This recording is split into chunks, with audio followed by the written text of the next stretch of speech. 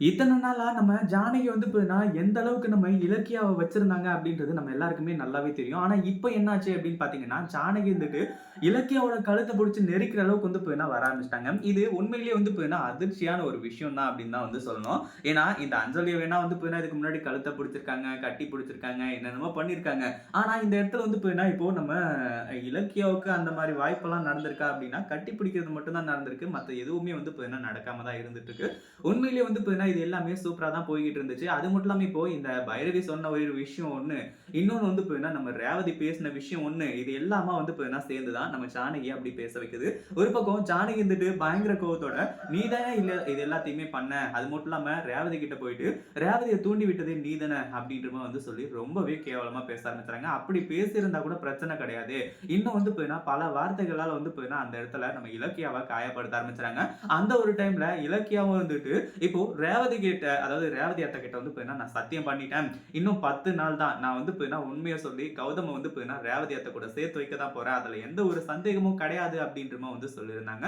அது உண்மையிலேயே வந்து பார்த்தீங்கன்னா, அதிர்ச்சிகரமான ஒரு விஷயம் தான். அது மட்டும் இல்லாம என்ன பண்றது, ஏது பண்றது அப்படின்னு சொல்லிட்டு வந்து தெரியாம, இந்த இடத்துல வந்து பார்த்தீங்கன்னா, இப்போ ஜானகி வந்துட்டு பயங்கர கோவத்தோட நம்ம இலக்கியாவே வந்து பார்த்தீங்கன்னா, கழுத்த புடிச்சு நெரிக்க ஆரம்பிச்சுறாங்க. இது வந்து பார்த்தீங்கன்னா, உண்மையிலேயே ரொம்ப ரொம்ப கெட்ட விஷயம். ஆனா அதே சமயம் இன்னொன்னு இந்த அஞ்சலிய பத்தின ரகசியம் நம்ம இலக்கியாவுக்கு தெரிய வந்தது. அதுக்கு முன்னாடி என்ன விழான் நடக்குது அப்படின்னு சொல்லிட்டு பார்க்கறதுக்கு முன்னாடி, இப்பதான் நம்ம சேனலுக்கு ஃபர்ஸ்ட் டைம் வரீங்க அப்படின்னா, கீழ இருக்க சப்ஸ்கிரைப் பட்டன பிரஸ் பண்ணிக்கோங்க. அதாவது இந்த இடத்துல என்னாச்சு அப்படின்னு பார்த்தீங்கன்னா, ரேவதி வந்து ஃபோன் பண்ணி பேசினதுக்கு அப்புறமா, இலக்கியாவ தர தரன்னு இழுத்துட்டு வந்து அவங்க கிட்ட இந்த விஷயத்த பத்தி கேட்க ஆரம்பிச்சுறாங்க. ஒரு பக்கம் இலக்கியாவுக்கு என்ன பண்றது, ஏது பண்றது அப்படின்ற மாரி தெரியாம தான் இருந்துட்டு இருந்தாங்க. ஆனா இப்ப என்னாச்சு, ஏதாச்சு, எப்படி வந்து போயினா இந்த ஒரு விஷயத்த எல்லாத்தையுமே இப்போ நம்ம ஆ இவங்க இலக்கியா கிட்ட வந்து இலக்கியா வந்துட்டு பயங்கர கோவத்தோட வந்து பேசுறாங்க. அப்படின்றது எல்லாமே வந்து பார்த்தீங்கன்னா, நம்ம ஜானகி பேசுறத வச்சு தான் இருக்கு. நீ கௌதம அதாவது நீ என் கௌதம வந்து பார்த்தீங்கன்னா பிரிக்கிறதுக்காக தான் எங்க வந்து கௌதம கல்யாணம் பண்ணிட்டு வந்திருக்க. உன்னெல்லாம் நான் நல்லவன்னு சொல்லிட்டு வந்து நெனச்சுட்டேன் அப்படின்னு சொல்லிட்டு ரொம்ப தரக்குறைவா வந்து பேசுறாங்க. அதுக்கப்புறம் தான் பயங்கர கோவப்பட்டு, ஆமா அத்த நான் தான் வந்து பார்த்தீங்கன்னா எல்லாத்தையுமே பண்ணிட்டு இருக்கேன். இங்க யார் பண்ணிட்டு இருக்காங்களோ அதெல்லாம் உங்களுக்கு கண்ணுக்கு தெரியல.